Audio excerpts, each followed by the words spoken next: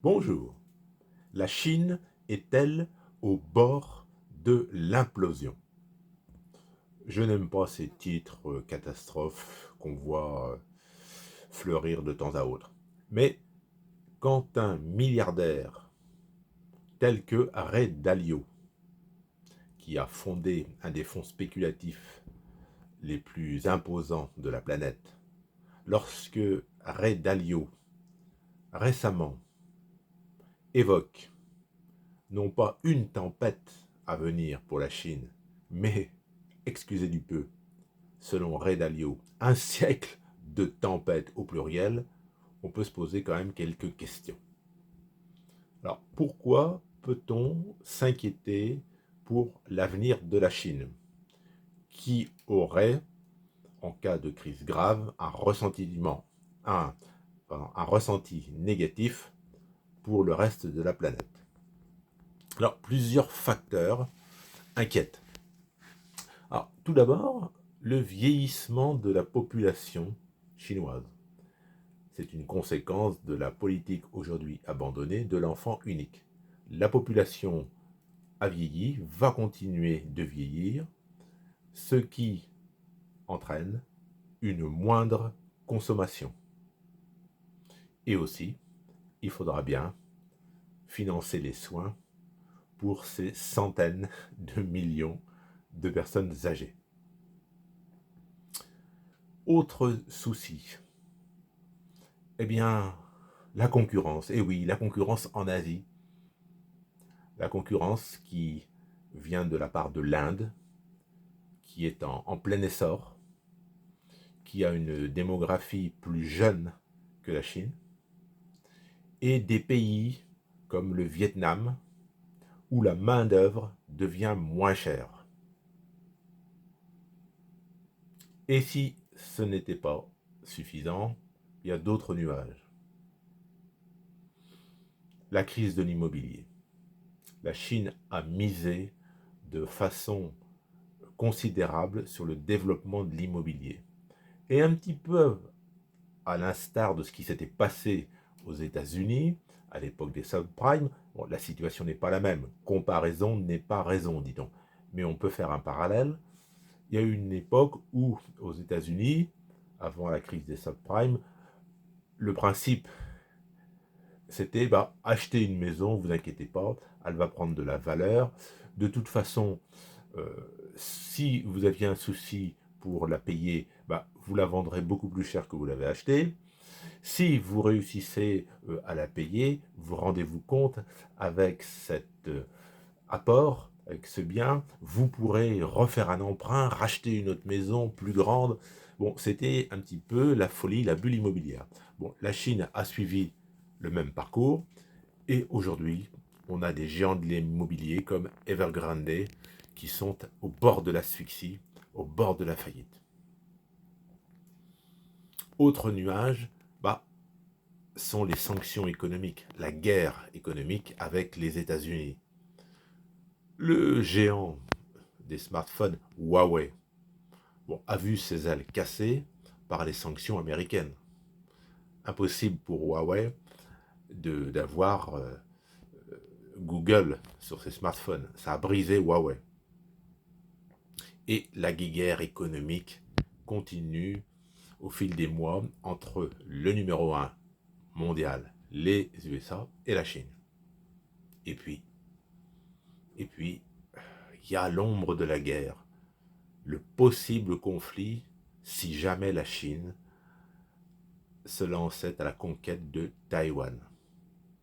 Et ça fait peur aux investisseurs. Donc la Chine inquiète, on a des doutes, on se dit la belle machine économique est-elle enrayée? Et je le répète, la Chine pèse d'un tel poids économique que si elle venait à se gripper sérieusement, cela aurait des répercussions sur le reste du monde. Il y a aussi l'endettement. La Chine est très endettée. Bon, vous allez me dire, en France, on n'a pas de leçon à donner à qui que ce soit. Mais tout ça fait qu'il y a un climat d'inquiétude au sujet de la Chine. Bon, je ne suis pas conseiller financier, je fais part simplement de mon ressenti personnel. Bon, moi, je ne crois pas à un effondrement, une implosion de la Chine. Je pense que les gens qui vous parlent de faillite de la Chine, d'implosion de la Chine, bon, c'est vrai que ils cherchent à attirer l'attention. Et c'est vrai que annoncer des catastrophes, ça amène du monde. On lit plus facilement un article dans la presse avec un titre sensationnel.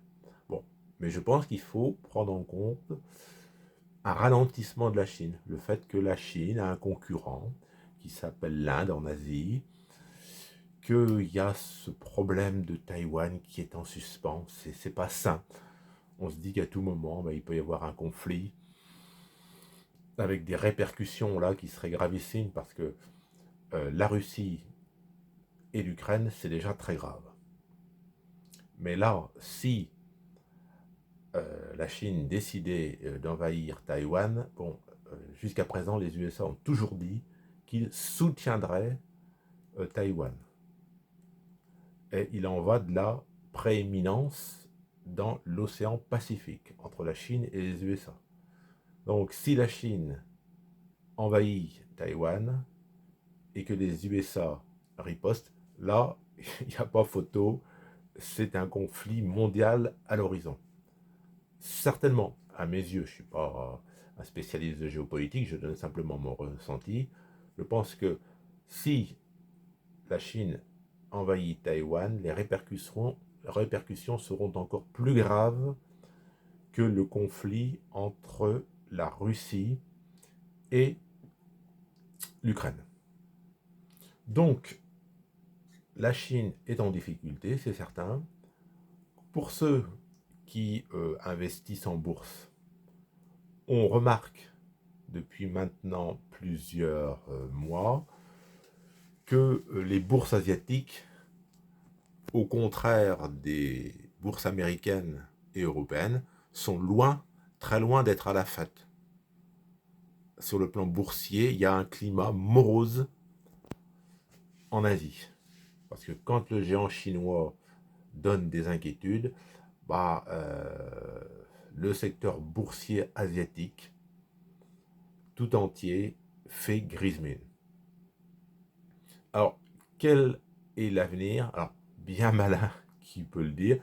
Bon, je répète personnellement, je ne suis pas conseiller financier, je donne sur ma petite chaîne libre et indépendante mon ressenti personnel. Bon, moi je crois à un ralentissement de la Chine. On nous prédisait de façon inéluctable le fait que la Chine allait devenir le numéro 1 économique mondial devant les USA. Je ne suis pas si certain que ça se produise. Peut-être que les USA vont rester numéro 1 devant la Chine. Donc, voilà ma petite analyse personnelle. Après, bon, ce discours, c'est vrai, inquiétant de Ray Dalio, bon, qui n'est pas quelqu'un qui est un, je dirais, coutumier des annonces un peu fantaisistes. C'est plutôt un milliardaire discret, qui n'est pas du tout fantasque. Bon, lui a de très sérieux doutes sur l'avenir de la Chine. Donc, ça laisse quand même pensif.